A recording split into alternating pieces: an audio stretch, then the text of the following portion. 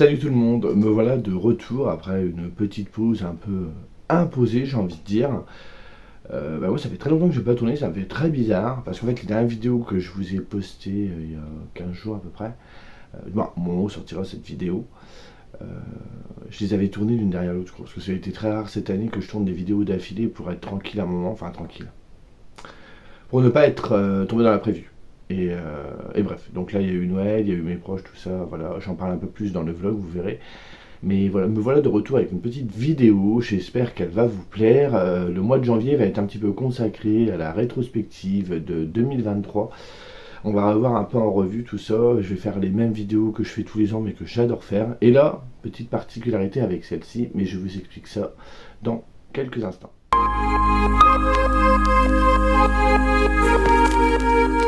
Comment est née cette vidéo? Au mois de décembre, sur Instagram, j'ai vu passer en story des calendriers de l'Avent, alors divers et variés, vous vous doutez bien, dont un où en fait j'ai pas compris tout de suite que c'était un calendrier de l'Avent. C'est créé par Nicole mot pour mot, je vous mettrai le lien de son compte en barre d'infos, qui en fait posait une question tous les jours, donc il y a 24 questions jusqu'au jour du réveillon, sur nos livres de l'année et faire un petit peu un bilan. J'ai trouvé ça plutôt sympa, bon moi le temps que je me rende compte que c'était ça, parce que je trouvais bizarre, je voyais des livres tous les jours. Je l'ai vu sur quelques comptes et je dis mais c'est bizarre, il y a toujours la même photo. Alors je l'ai plus là, comme c'est un story, c'est éphémère. Je peux pas vous mettre un visuel, mais il y avait un espèce de logo. Et je me dis mais pourquoi il y a ce logo là? Puis au bout d'un moment j'ai percuté. Et vous savez, je suis pas la lumière la plus éclairée du couloir. Hein. Et je me suis dit bah tiens ça peut être pas mal. Alors je voulais le faire au début sur Insta, mais on était déjà le jour 5 ou 6, il n'y avait plus trop d'intérêt. J'allais pas en enfiler 50 d'un seul coup sur Insta. Donc j'ai dit bah je vais le faire via YouTube. Donc ça va me faire 24 critères et ensemble on va revoir un petit peu toutes mes lectures, une partie de mes lectures de 2023.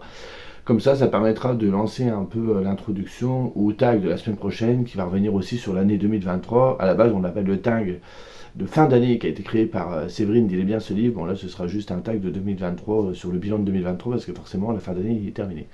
Vous m'avez compris. Cette intro est beaucoup trop longue. Mais je suis content de vous retrouver donc j'ai envie de discuter. Bref, j'ai tout préparé.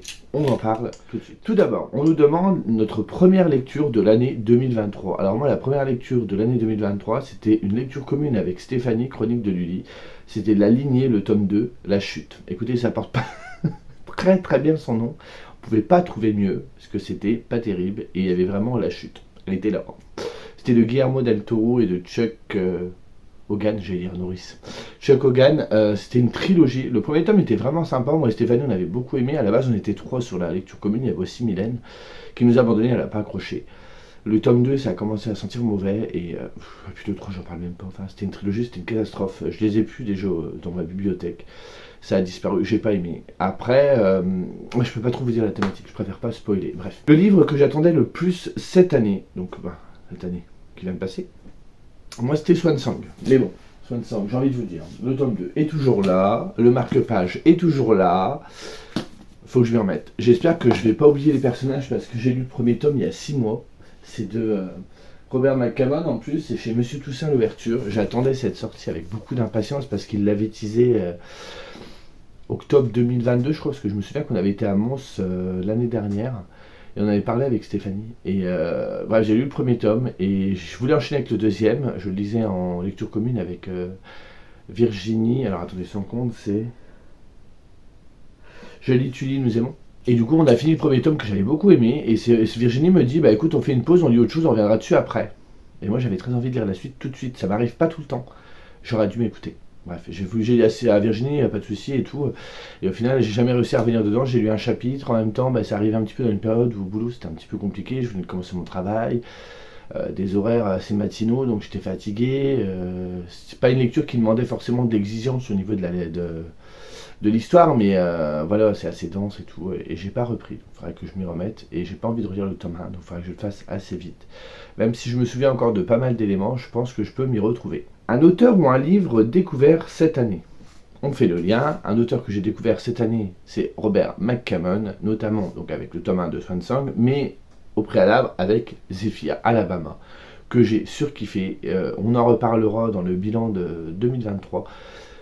Voilà, Monsieur Toussaint l'ouverture, c'était magnifique. Entre temps, je me suis procuré tous les livres de cet auteur, mais il faudrait que je me mette peut-être à les lire, parce qu'il y en a pas mal. Il y en a qui vont ressortir chez Monsieur Toussaint l'ouverture, pas tous. mais ils ont teasé certains titres qui vont sortir au cours de l'année, vont sortir une petite collection réservée à cet auteur. Et je pense que je me les procurerai, même si j'ai 2 éditions, c'est pas quelque chose qui me gêne. Le titre le plus énigmatique. Alors, je vais choisir Grand Passage de Stéphanie Leclerc, que j'ai lu avec Olivier Pluma Papote, mais également qui me l'a offert à Noël l'année dernière, et qui était très très bizarre. C'était la lecture young adulte, mais assez sombre, assez noire, pour du young adulte bien évidemment. J'en suis ressorti avec, comment vous dire ça, c'était bourré de métaphores, on ne nous dit pas tout, il y a beaucoup de choses qui sont sous-entendues, mais j'ai pas détesté, je veux pas dire que j'ai adoré non plus, je ne me souviens pas de tout, mais je trouve que c'est une lecture que j'ai pas oubliée non plus totalement. Je crois qu'Olivier avait aimé plus que moi, mais c'était original, c'est le cas de le dire. Donc énigmatique, original, voilà, c'est un livre qui ne laisse pas indifférent. Le livre dont l'écriture m'a ébloui. Là, je reviens dessus, mais je pense qu'il y a de secret pour personne. C'est la pièce de théâtre de Félix Radu, Rose et Massimo, que j'ai adoré. Il m'a permis de renouer avec ce genre-là que je ne lis jamais. Félix Radu, je le connais notamment avec ses chroniques en radio. Je pense qu'il n'en fait plus parce qu'on ne les voit plus. Donc je pense que ça a duré juste une saison ou deux, je ne sais plus. Si vous avez l'occasion, allez voir, vous verrez, il a une plume franchement géniale. En plus, il a un talent oratoire absolument formidable. Il y a une pièce de théâtre qui s'est jouée, suite à ça, une adaptation. Le problème, c'est que moi, j'ai changé de travail entre-temps, donc forcément, j'ai pas pu y assister, sinon je me serais rendu sur Paris, j'y serais allé avec Margot. Ça n'a pas été possible du tout. Mais je crois qu'actuellement, la pièce n'est plus jouée. Parce que voilà, quand j'ai lu Rose et Massimo, j'ai adoré, mais ce qui m'a manqué vraiment, c'est que Félix Radu me la lise, me la joue. C'est le vrai truc qui m'a manqué parce qu'il y avait ce petit plus. Ah bref, ceux qui connaissent ces chroniques savent de quoi je parle. Le livre pour lequel je réclame une suite. Alors, bien évidemment, c'est utopique, il n'y aura pas de suite, hein, je rêve un petit peu les yeux ouverts. C'est L'Amérique de l'étrange, les enquêtes de Spook et Newton de Stéphanie Schmitz, que j'avais découvert pendant Avril autour de la SF, livre qui m'avait été offert par Frédéric Livins. Il m'avait passé pas mal de bouquins, dont celui-ci. J'avais surkiffé. Il m'avait dit tu vas adorer Laurent, et effectivement j'ai adoré. Une sorte de X-Files au temps du western, si je vous résume le truc. Chaque chapitre correspondait à une enquête, il y avait un petit fil rouge, c'était frais, c'était super bien. Alors c'était pas non plus une lecture très dense, très compliquée, mais ça passait tout seul. Enfin, j'ai adoré lire ce livre, j'ai eu un petit coup de cœur dessus, et je me dis qu'il y avait un potentiel pour en faire une suite. Malheureusement, le livre n'a pas eu le succès escompté quand il est sorti. C'est vraiment dommage qu'il soit passé sous le tapis, parce que franchement, il était vraiment génial, quoi. Mais bon, je me dis qu'il y aurait eu potentiel d'avoir facilement un deuxième livre, j'allais dire une deuxième saison. Voilà, parce qu'il y a un côté très visuel. Donc ça fait très télévisé en fait. La plus belle couverture. Alors je ne dirais pas une couverture. Moi je reviendrai sur la collection auto-éditée de Frédéric Livins qu'il a sortie cette année, qui est absolument somptueuse, qui est faite par Christophe Huet, qui s'appelle Floating Fantasque sur Facebook. Enfin, je pense à vous mettre le lien de sa page sur Facebook si vous voulez aller voir ce qu'il fait.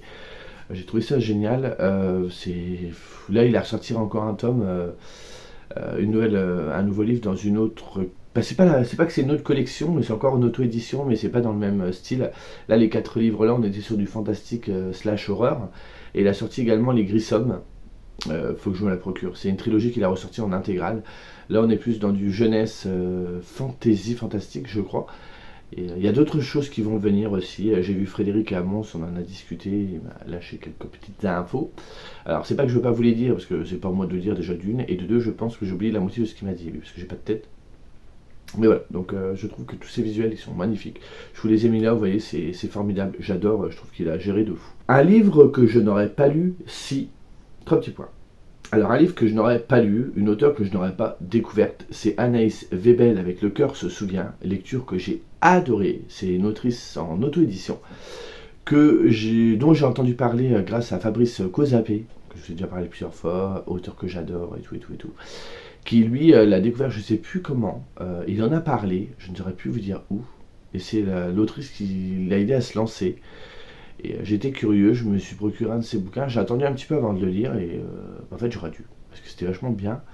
Et en plus elle a sorti quand même pas mal de romans, et tous ces romans se parlent entre eux, c'est-à-dire que dans celui que moi j'ai lu, le meilleur ami du personnage principal, en fait il a son roman juste avant, qui est sorti avant je crois, il a son histoire, donc à chaque fois elle met en avant un autre personnage en lumière, l'autre est toujours présent plus ou moins, mais de façon beaucoup plus estompée. Et ça crée un univers, je trouve l'idée absolument géniale, ça fait un petit peu le multiverse dans Marvel, quoi. C'est un peu cette idée-là, oui, c'est vraiment l'image, hein. Mais c'était vraiment cool, j'ai vraiment beaucoup aimé, je m'attendais à juste une simple romance, et je trouvais que c'était pas seulement ça. Et faudrait que j'essaie de me procurer d'autres livres de cette autrice, j'ai dit que je le ferais, c'est en wishlist, c'est pas fait, mais je sais que je passerai encore un bon moment, donc je suis content d'avoir découvert grâce à Fabrice. Le livre dont on n'a pas assez parlé. Alors moi je trouve que ce livre, j'ai adoré, je sais qu'il ne plaira pas à tout le monde et qu'il va être assez tranchant, mais Cœur de sorcière de Geneviève Gornichek, un des premiers livres qui est sorti chez Sabran, donc une des autres branches de De Saxus. On l'a pas vu tourner plus que ça, il est sorti en mai je crois, avril ou mai, je ne sais plus. Et que j'ai adoré. Je sais que Petit Binôme l'avait lu avant moi, elle avait trouvé ça bien, mais il y a un truc qui l'avait chiffonné, donc on en avait parlé une fois que je l'ai lu, parce que je l'ai lu 1000 ans après, hein, vous vous doutez bien. C'est comme Didi Clown, hein, sous la porte qui chuchote, elle l'a acheté, elle l'a lu presque aussitôt. Ça fait 1 an qu'il est sorti, hein, je l'ai toujours pas lu, il faut vraiment que je m'y mette. Alors cette année, je vais essayer de le sortir, et du coup j'en parlerai avec elle, mais bon, la pauvre, d'ici là, je pense qu'elle a oublié la moitié des détails du bouquin. Mais là du coup on en a parlé ensemble, et elle avait bien aimé aussi, moi j'ai beaucoup aimé, c'est vraiment un roman d'ambiance, mais je trouve qu'il a pas tourné tant que ça sur les réseaux, et c'est vraiment dommage, parce que même la couverture, je la trouve absolument sublime. Un livre qui m'a impressionné. Alors, impressionné, je dirais qu'il m'a... Alors je trouve le mot impressionné, c'est pas trop ça. Impressionné, c'est... Bah, tu sais, t'en prends plein la tête. Mais que j'ai adoré, qui m'a appris énormément de choses, je dirais que ce serait plus impressionné dans ce sens-là. C'est Ces femmes qui ont fait l'Égypte de Christian Jacques. Faut que je relise Christian Jacques, faut que je lise un de ses romans, de ses histoires écrites, parce que là c'était vraiment en rapport avec la vie égyptienne de l'époque, donc c'était vraiment créer un livre historique, quoi. Il y avait vraiment des données, des informations réelles sur cette ancienne civilisation. Même si au début, quand il nous parle des dieux et déesses, c'est un petit peu dur à raccrocher les wagons, parce que j'y connais pas, et je connais des trucs sur la mythologie égyptienne, mais pas sur le bout des doigts non plus. Mais une fois qu'on était dedans, j'ai appris des trucs qui m'ont fait halluciner, que je ne savais pas.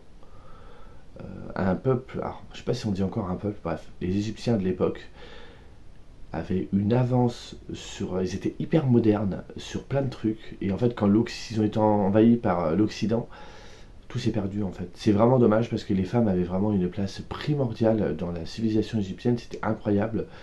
Et là on est au 21e siècle, on est en 2023, on n'est pas capable d'en faire le quart de ce qu'ils faisaient à l'époque. C'est hallucinant. Et là-dessus, ce livre, il m'a vachement marqué et il m'a impressionné, entre guillemets, du coup, voilà pourquoi du comment. Un livre qui m'a beaucoup appris. Bon, on ne s'éloigne pas trop du sujet, on est toujours dans la même thématique. C'est Cléopâtre de Alberto Angela, que j'ai surkiffé. Je l'avais trouvé à Nos, ce livre-là, je l'avais pris en disant, peut-être que... Et puis au mars au féminin, je l'ai sorti, j'ai dit on va tenter. Je me suis mis la petite playlist de Assassin's Creed Origins, donc qui se passe en Égypte justement, à cette époque-là. Et on voit d'ailleurs Cléopâtre dans le jeu. Et je me suis laissé porter. Alors c'est un petit peu long à démarrer, mais c'est vraiment écrit comme une histoire de roman en fait. Cléopâtre, elle a un charisme, une intelligence. Cette femme, elle est extraordinaire. Je l'appréciais déjà beaucoup avant. Mais là, j'ai appris à la connaître beaucoup mieux. Et au final, même si on apprend beaucoup de choses sur elle, on en sait très peu aussi. Du coup, l'auteur revient aussi à rétablir des vérités sur les faits historiques la concernant.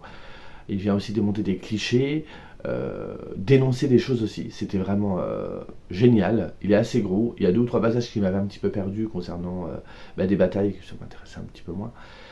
Mais j'ai quand même bouffé, j'arrivais pas à en sortir, j'étais plongé dedans, et du coup c'est pour ça que cette année je me suis procuré, l'année dernière, je dis cette année, mais pensez 2023 quand je dis cette année, parce qu'on est au tout début de l'année, quelques livres encore de Cléopâtre, et Olivia m'en a offert un pour Noël, mon anniversaire, pardon, pour mon anniversaire, et j'ai hâte de m'y replonger, parce que j'ai adoré ce personnage, et encore plus une fois que j'ai lu ce livre. Le personnage que j'adorerais rencontrer, alors le personnage que j'adorerais rencontrer, parce que là c'est vraiment le personnage coup de cœur de 2023, même 2022, attendez. Je l'ai lu 1 fois ou 2 fois, parce que j'ai été bêta lecteur sur cette trilogie. Cette année d'ailleurs, en 2024, va sortir le 3e et dernier tome, je crois. Je vais participer au 3e tome, c'est Dan de Abel Frost. J'avais lu le 1er tome en bêta lecture, je l'ai relu après, c'est ça, voilà, j'ai lu en bêta.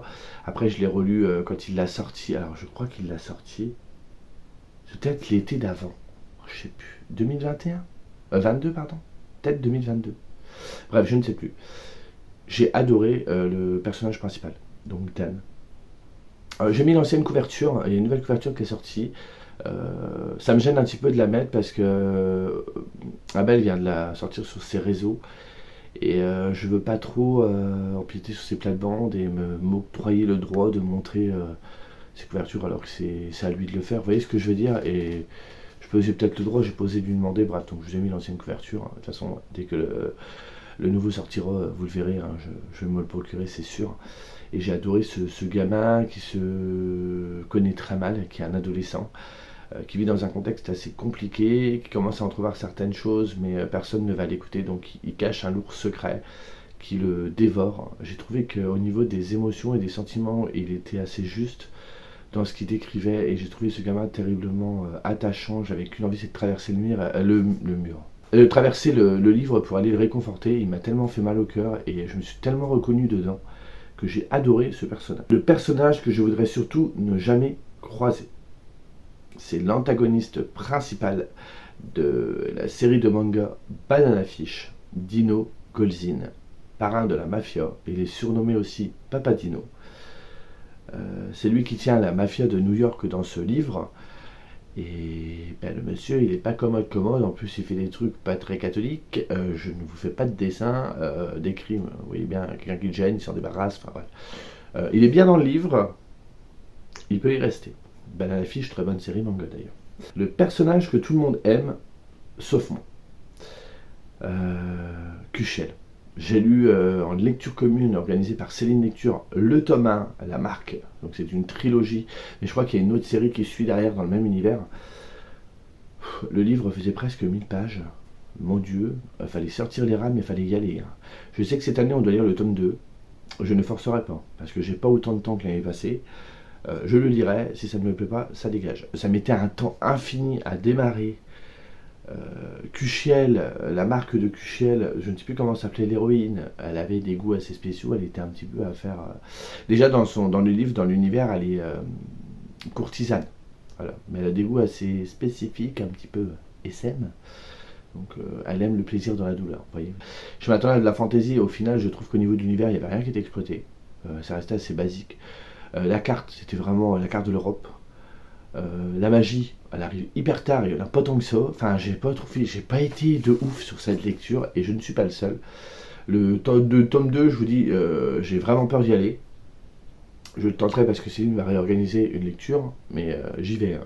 Je lis 150 pages, ça ne va pas. Enfin, je ne serai pas plus loin. Je n'ai pas très envie d'y aller. Voilà. Et je sais qu'il y a énormément de monde qui a aimé ce titre, mais c'est pas mon cas. Le livre le plus original, alors ici on parlera d'un manga que j'ai découvert il n'y a pas longtemps. Actuellement, il y a 2 tomes de sortie en France, le tome 3 ne devrait pas tarder. C'est The Summer Hikaru Died de Ren Mokumoku. Génial. Franchement, j'avais acheté le tome 1, j'ai vu un retour qui était très négatif, que la personne n'avait pas aimé du tout. J'avais lu le résumé, je m'attendais à quelque chose, et c'était pas ça, c'était carrément autre chose. Et par contre, le résumé dit bien ce que c'est, et j'avais mon idée, et en fait, l'auteur prend un autre angle de narration, en fait, si vous voulez. Et j'ai discuté avec Aurélien, Welcome to my world, sur Instagram, ou My Little World, je ne sais plus, et qui m'a dit tant tu verras et tout. Et je l'ai lu, mais j'étais un petit peu perturbé. Je me dis mais c'est quoi ce livre-là? Je suis sorti un petit peu secoué. J'en ai parlé avec lui, c'était une super conversation, franchement c'était génial.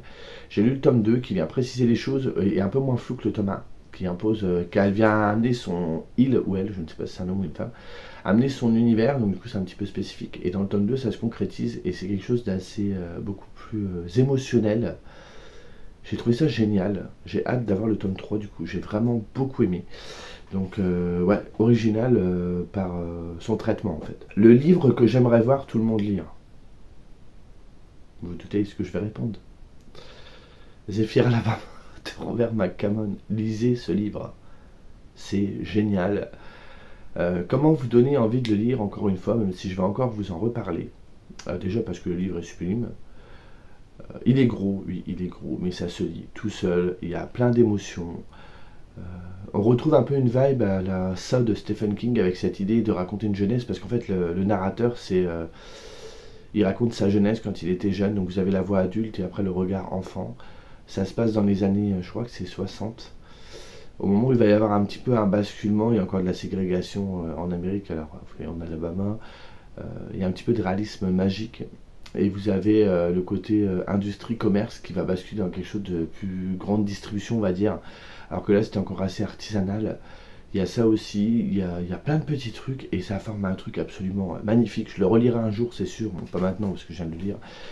Mais c'était pas mon premier coup de cœur de l'année, mais je me souviens d'avoir été immergé dedans et d'avoir passé un excellent moment. Pourtant, j'avais eu peur en commençant. Je l'avais lu avec Sandrine du voyage de l'Esquimau sur Insta. Elle avait un petit peu moins apprécié que moi, mais moi j'en garde un hyper bon souvenir de cette lecture. Mon plus gros pavé de l'année, alors la lecture qui m'a été inspirée par Dorian, Monsieur Cabric, c'est Les Fureurs invisibles du cœur de John Boyne, que j'ai lu en lecture commune avec Rochelle.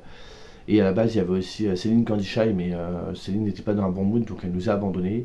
J'ai passé un super moment avec Rochelle, c'était vraiment très cool, on avait bien discuté, on avait un peu le même avis. Très belle lecture, franchement, j'ai pas eu un coup de cœur, me demandez pas pourquoi, je n'en sais rien, mais c'était une excellente lecture. Le personnage est vraiment intéressant, bien développé, assez réaliste, parce qu'on le suit de sa naissance jusqu'à sa mort.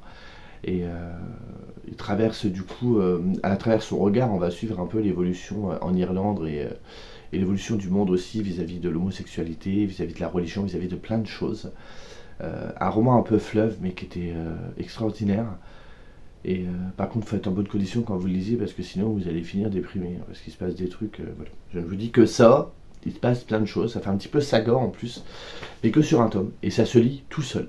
C'est génial. Livre le plus addictif. Alors, j'ai hésité, mais vous savez, j'ai essayé de mettre. Alors, il n'y a que avec un titre où j'ai pas pu faire autrement. Mais sinon, j'ai essayé de mettre un titre différent à chaque fois. Là, du coup, il n'y en a pas eu qu'un. J'ai trouvé ça addictif, il y en a eu plein d'autres. Mais là, j'ai décidé de mettre Les 7 jours du talion de Patrick Sénécal. Voilà, je ne connaissais pas, à part de nom, Patrick Sénécal, je ne l'avais jamais lu. J'ai lu ce livre-là, je l'ai lu avec une petite bande-son, parce que cette année, en fin d'année, je me suis amusé à commencer à lire beaucoup avec la musique. J'adore lire avec la musique, et j'essaie toujours de trouver la musique qui va être la plus pertinente et qui va me permettre de mieux m'immerger dans un livre. Là, j'avais trouvé une bande-son sur YouTube. Je crois que vous avez mis d'ailleurs le lien, je ne l'avais pas mis, j'ai peut-être gardé pour moi, j'ai peut-être été égoïste sur ce coup-là. Mais qu'elle est parfaitement. Et j'ai adoré ce livre. Du coup, dans la foulée, j'ai pu rencontrer, grâce au festival, l'auteur qui était absolument adorable, super sympa. Et 7 jours du talion, c'est vraiment, c'est dur, hein, moins dur que je le pensais, mais c'est quand même dur, hein, parce qu'il y a quand même de la maltraitance animale à un moment dans le livre. Mais c'était génial, si vous ne l'avez pas lu, allez-y, ça se lit tout seul. C'est un sujet assez lourd, forcément. J'ai pas aimé le film, j'en ai parlé en vlog. Mais j'ai adoré ce bouquin tu veux savoir ce qui se passe. En gros, dans l'histoire, pour faire court, c'est un papa, sa fille se fait assassiner dans d'atroces conditions. Je ne vous donne pas de détails, elle est abusée et tout. Le papa apprend qui a commis l'acte et décide de se venger. Voilà, je n'en dirai pas plus. Et du coup, c'était encore plein d'émotions. Moi, j'ai ressenti plein d'émotions quand j'ai lu ce livre. C'est pas seulement du trash ou quoi. Non, il y a beaucoup plus que ça. Et c'était absolument génial. Du coup, en parlant d'émotions, le livre le plus émouvant, je vais pas revenir encore une fois dessus, j'allais en parler, mais c'est Zéphyr Alabama de Robert McCammon. Il y a certains moments, certains passages où j'ai senti les larmes et à la fin j'ai pleuré. Mais j'ai vraiment beaucoup aimé. Je reviens pas dessus, je vous l'ai déjà dit. Lisez Zéphyr Alabama. D'ailleurs, il y a alors attendez, je sais plus son pseudo. Voilà, c'est bien quand tu n'as pas de tête, Laurent. Bref, Mag0911, 0910, je ne sais plus comment c'est son pseudo sur YouTube et sur Insta, qui l'a lu et qui adore aussi, donc j'étais super content, et elle l'avait lu suite à ce que j'en avais parlé, suite à mon avis, et du coup j'étais super content qu'elle ait adoré, elle avait fait une vidéo, elle en avait parlé, j'avais été la voir et tout, c'était vraiment très cool, et j'étais très content qu'elle ait aimé. Donc quand je parle de mes lectures et que certains de vous, ça les rend curieux et qui le lisent et qu'ils adorent, ben moi je suis super content. Donc voilà, c'est toujours le petit partage, c'est le but aussi de la chaîne, de Insta et compagnie. Le livre le plus réconfortant, c'était Mémoires de la forêt de Michael Brun-Arnaud, que j'ai lu, alors je ne sais plus quand, avec Stéphanie Chronique de Lully et Margot, donc Bohemian Librairie. Et on avait passé un super moment, je n'ai lu que le tome 1. J'ai même pas lu le tome 2 alors que je l'ai offert à Margot pour son anniversaire, vous vous rendez compte. Il y a le tome 3 qui est sorti, il en restera un, donc un tome par saison. Donc il y a eu le printemps, l'automne, l'hiver, il reste l'été. Je sais pas les autres de quoi ils traitent. Alors le 2 je sais parce que j'avais lu le résumé, mais le 3 je sais absolument pas de quoi ça traite. Le premier était vraiment sympa parce que c'était vraiment le genre de lecture jeunesse qui peut vraiment être lu par un adulte sans prendre l'enfant pour un idiot. J'adore ce genre de lecture et ça se lisait tout seul, c'était vraiment sympa, une belle plume. Euh, Quand tu lis adulte, forcément tu vois des messages que tu vois pas, je pense, quand tu es plus jeune. Et il y avait les illustrations de Sanoé qui étaient absolument formidables, très champêtres et qui allaient parfaitement avec le livre. Faut que je lise la suite, un de ces quatre, faut que je me la procure. Mais c'était vraiment super sympa. Le plus beau titre. Alors, quand on parle du plus beau titre, c'est le plus beau livre qu'on a lu ou le plus beau titre de roman. Moi, je suis parti sur le plus beau titre de roman.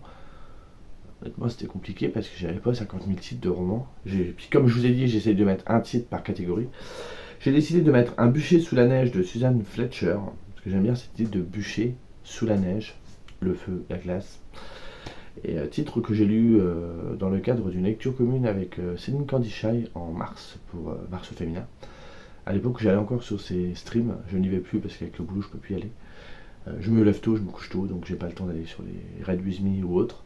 Mais voilà, j'avais passé un super moment. Alors c'était assez compliqué au début parce que c'était assez lent, c'était assez contemplatif, mais au final je regrette pas avec la jeune Corag qui est sorcière et j'ai passé un super moment avec cette histoire. Très émouvante aussi, très belle. J'ai passé un bon moment, roman qu'avait beaucoup parlé Margot Liseuse il y a longtemps et qui est vraiment, je suis content de l'avoir lu. Et la couverture, il avait été réédité il n'y a pas longtemps et la couverture était très jolie. J'ai lu. Le livre le plus dépaysant. Alors là, c'était en début d'année, je m'en souviens, c'était au mois de janvier, donc ça fait un an. J'ai sorti, j'étais dans une période, vous savez, entre juillet 2022 et début 2023, ça a été assez chaotique au niveau des lectures. C'était un peu le bordel pour moi, mais j'ai sorti ce bouquin, un bouquin extraterrestre. J'aurais pu le mettre dans la catégorie le plus original. C'est Trémence de Morgan Stankiewicz, chez Noir d'Absinthe. Je ne savais rien de ce roman, il y avait une seule phrase, c'était ce père est prêt à tout pour aller rechercher sa fille en enfer. Voilà, en gros c'était l'idée. Il y avait des illustrations de, je ne sais plus le nom de l'illustratrice, mince, je vous la mettrai là, qui était faite à la lame de rasoir. On est dans un univers de SF, avec une connotation un peu religieuse, parce qu'il y a une vision de l'enfer et tout. Il y a des moments où ça part dans du trash, du gore, de l'horreur. Il y a des moments où on part dans une histoire de vaisseau spatial. Enfin, ça part dans tous les sens.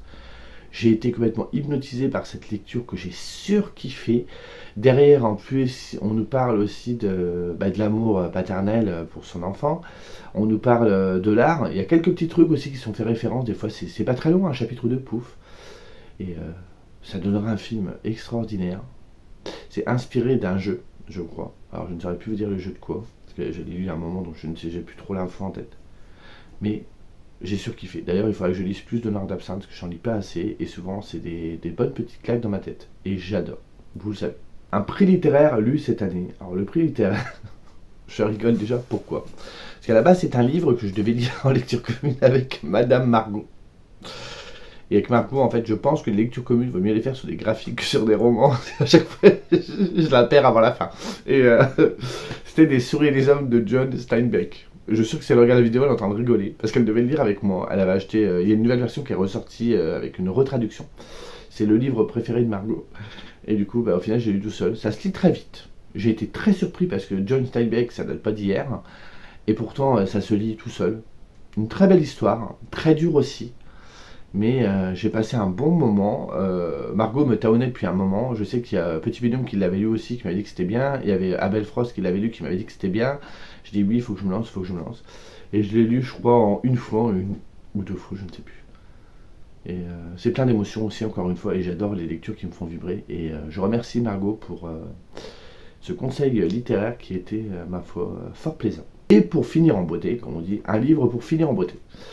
Je dirais Les Temps retrouvés, tome 1 et 2 de Kokoro Hirai au dessin et scénario Kei Fuji.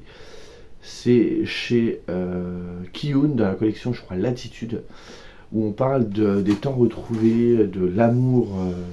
Peut-on encore aimer quand on a un certain âge, c'est-à-dire quand on est en retraite, quand on est plus plutôt vieux, on va dire, je sais pas, 70, 80 ans, je sais pas quel âge ont les personnages, ces deux personnages qui chacun ont perdu, je sais plus si les deux ont perdu s'ils sont veufs et veuves tous les deux. Bref, et j'ai trouvé que c'était très pertinent, très juste. Il y a toujours un petit voile de pudeur parce qu'on est sur de la littérature, sur du manga japonais. Du manga japonais, ça veut rien dire, parce que si c'est du manga, c'est forcément japonais. Bref, sur du graphique japonais. Et ouais, c'était vraiment pareil, la petite larme à la fin. J'ai passé un super moment. Je relirai aussi ce manga, je l'ai conseillé. Allez-y, franchement, allez-y. Tout en couleur, hein. Donc ils sont un petit peu plus chers, ils sont un petit peu plus grands au niveau du format. Le papier fait un peu papier canson. Donc il y a un confort de lecture, mais c'était plein de poésie. Plus par moments c'est drôle, très touchant. J'ai passé un excellent moment. J'ai adoré aussi cette histoire, hein, qui nous dit que finalement, ben voilà, il n'y a pas d'âge pour aimer. Et même si on a eu une vie à aimer quelqu'un, si la personne s'en va, il faut laisser notre cœur ouvert peut-être à une autre histoire. Enfin, j'ai beaucoup aimé les messages véhiculés. Et ouais, c'était top. Franchement, c'était vraiment une lecture sympa. Voilà, j'ai beaucoup parlé. Ça m'a fait très plaisir de vous retrouver avec cette petite rétrospective. Je trouve que ça, voilà, on a repassé un petit peu en revue toutes mes lectures de l'année. N'hésitez pas à le faire, même si vous voulez le faire en commentaire, mais vous savez, version écrite juste en mettant des titres. Moi, j'irai voir, il n'y a pas de souci. Et s'il y a certains livres que j'ai parlé, que vous avez lus, comme d'habitude, vous avez les commentaires, vous venez discuter, on blablate, il n'y a pas de problème. Sur ce, je vous abandonne là, j'ai parlé assez. Et on se retrouve la prochaine fois pour le bilan de 2023, le tag. Salut.